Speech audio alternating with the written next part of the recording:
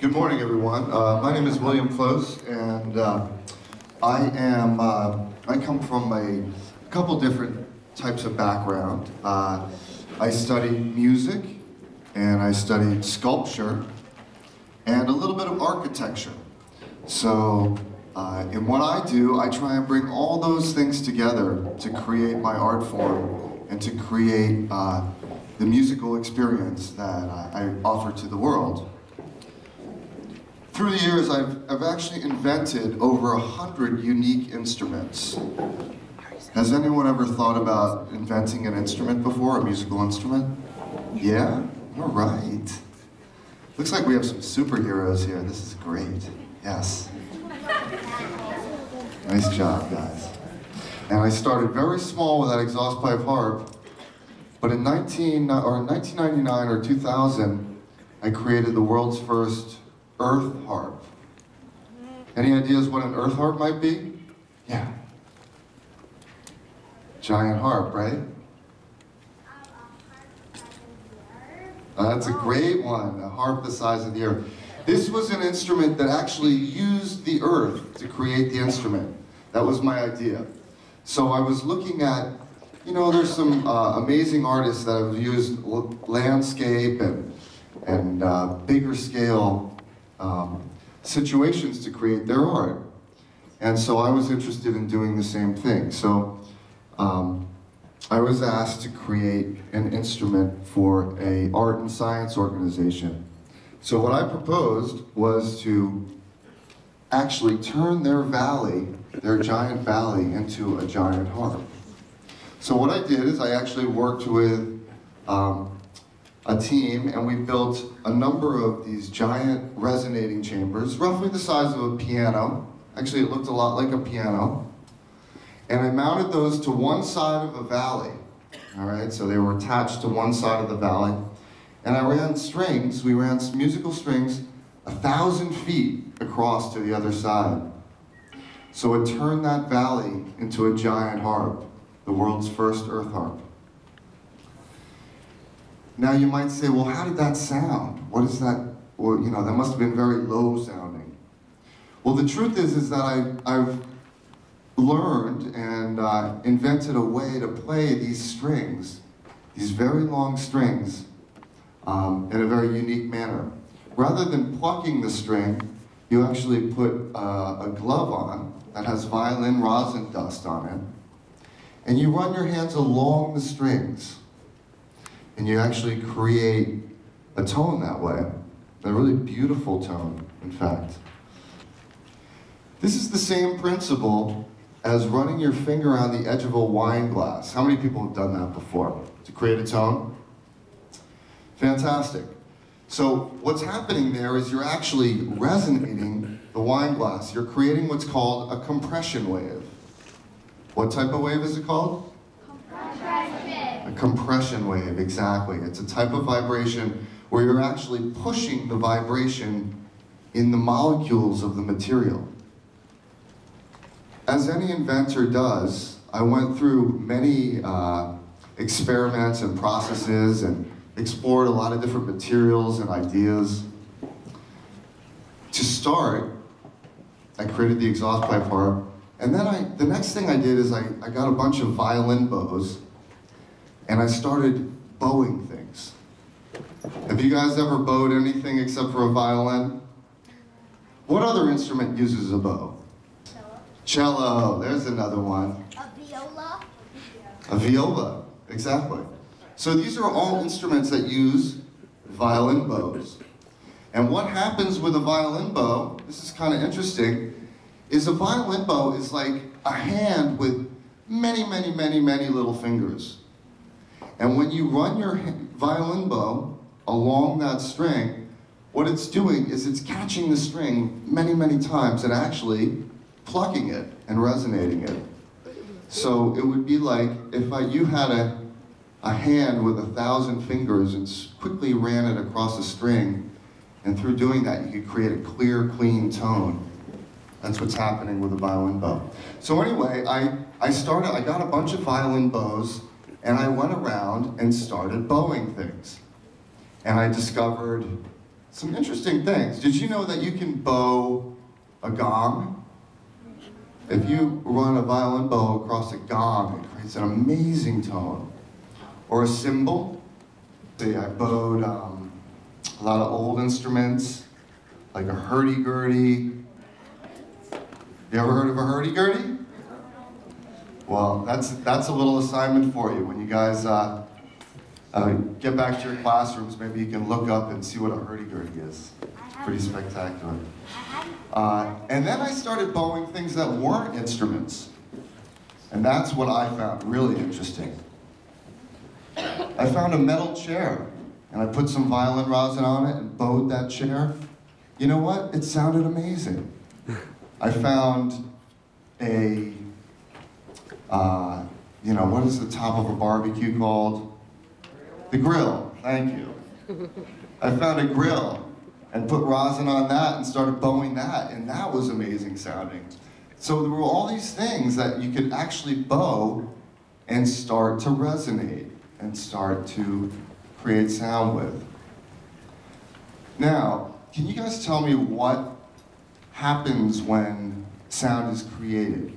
When I started bowing that grill, what was the grill doing to create sound? Right here, she said it, vibrating. Fantastic. So all sound is based on vibration. We know that, right? So when you're speaking, when you're singing, when you're hitting a drum, when you're playing an instrument, what's happening is that thing is in a state of vibration, and the vibration is then vibrating the air around it and setting up sound waves that go through the air and hit our ears. So for instance, if you guys just all put your hand on your chest real quick, and on 3, just create as low a tone as you can. All right, you ready? 1, 2, 3.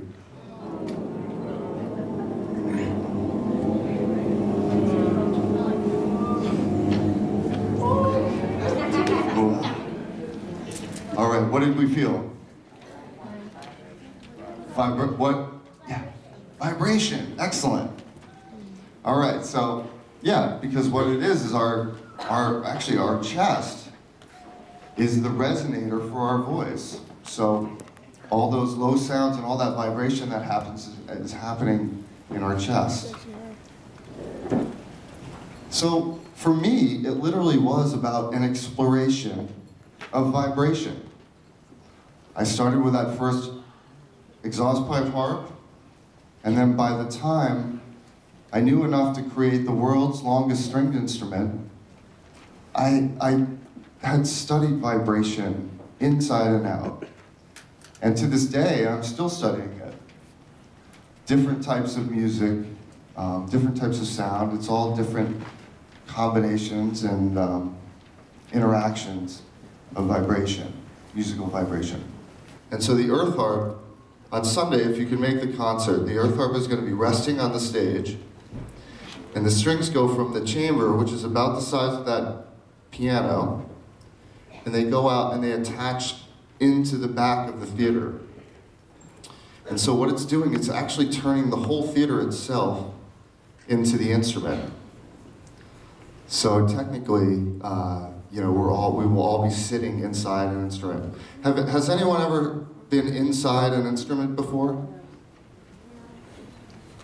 All right, well, Sunday's going to be the chance. But that's the idea, is I wanted to place the audience, or place the listener and myself inside the instrument. And so that's where architecture came into play. And in a lot of ways, the element of architecture is a really important role. How many people know what architecture is?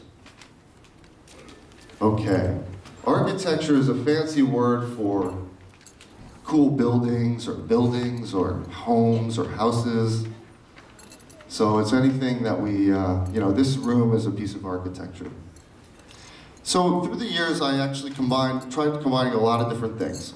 Architecture and music, sculpture and music, landscape and music, right? Because we use the landscape to create the earth harp. And then aerial in music, aerial performance. I've done a lot of pieces where the instruments go up in the air.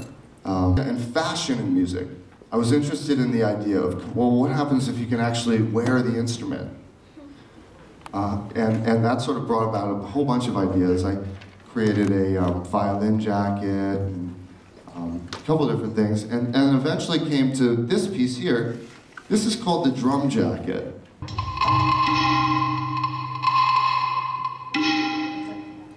Let's see, can I have a couple volunteers come up? Why don't you come on up?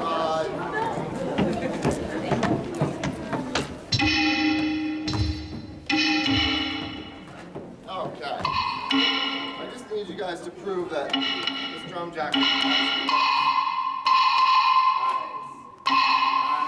There we go. Want to try that one?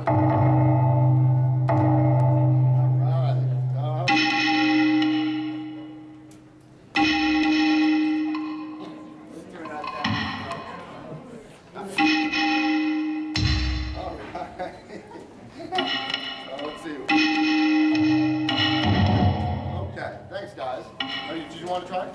Yeah, give it a shot. Okay. You did? Okay, good. Nice job,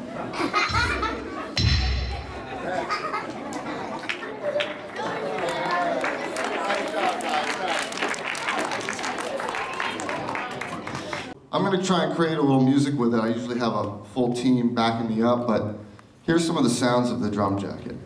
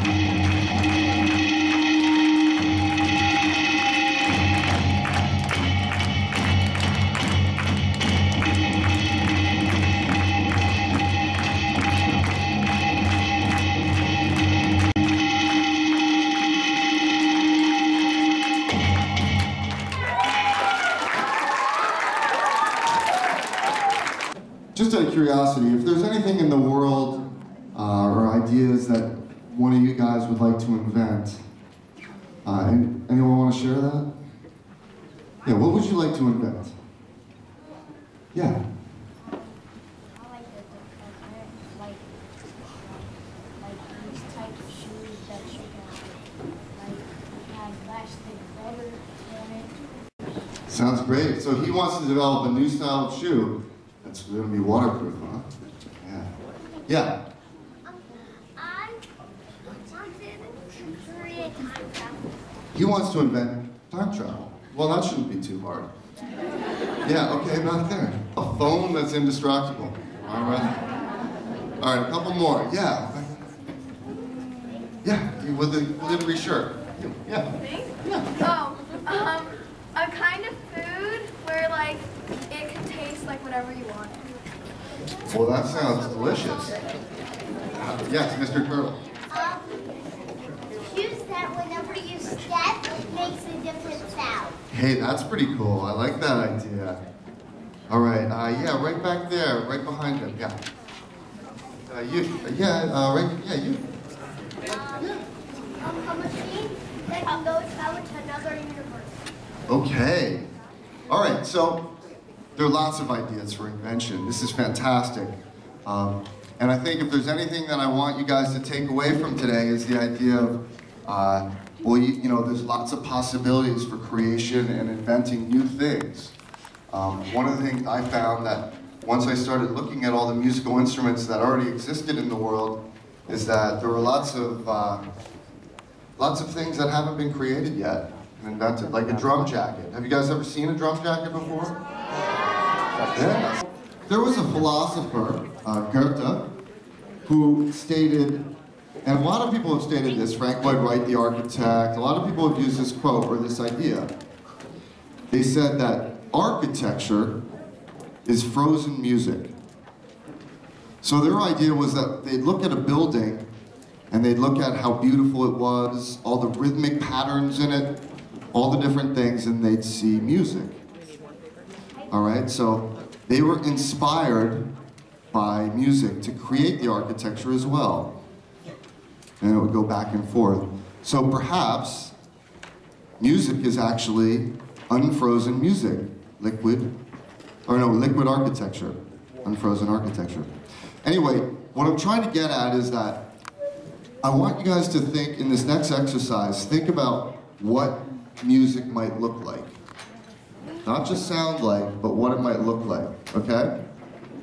And I want you guys to draw what you hear, okay? But before we do that, can you guys look around the room, maybe look on the ceiling, or look, do you see anything that is a rhythmic pattern? Yeah. Right, the lights, yeah, that's another good one. The wood panels, right? You guys see some rhythmic patterns in the room? Yeah, pretty cool. I want you guys to draw this piece of drum jacket music, okay?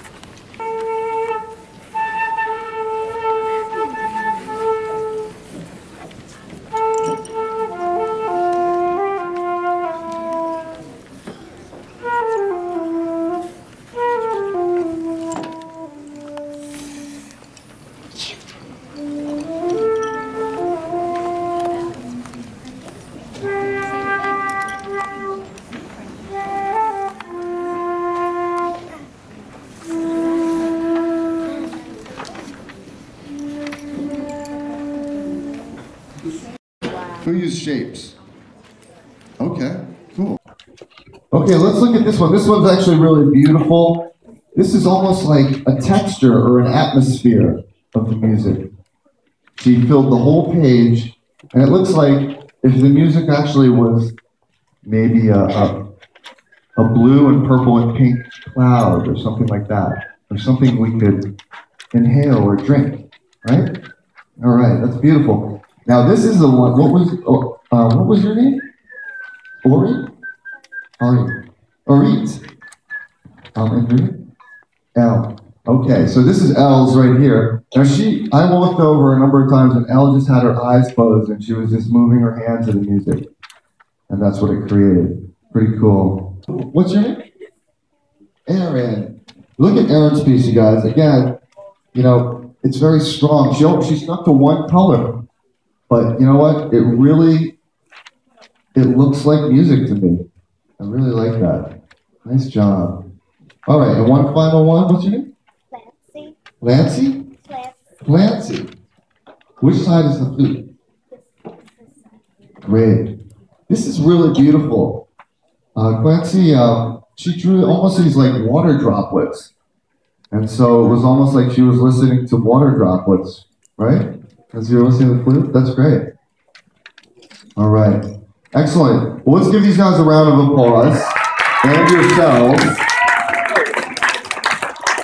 You guys are fantastic this morning, and you know, keep on going, keep on inventing. All right.